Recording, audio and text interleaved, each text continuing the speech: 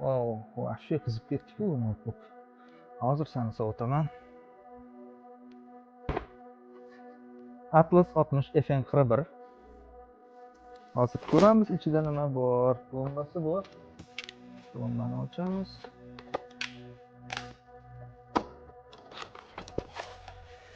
Tak.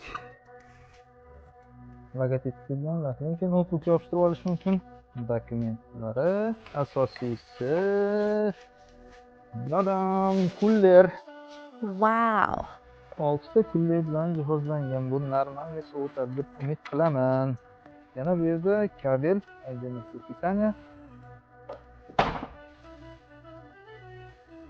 Oyog'ini bunga qilib xohlagancha nastroyga qilish mumkin balandligini. Şimdi yechamiz.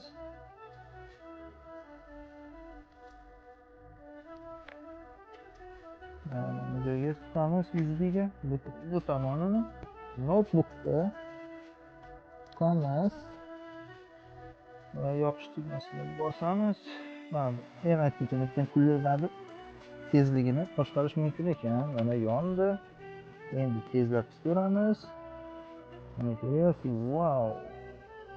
Ovozini eshityapsizmi? Konditsioner ham kerak.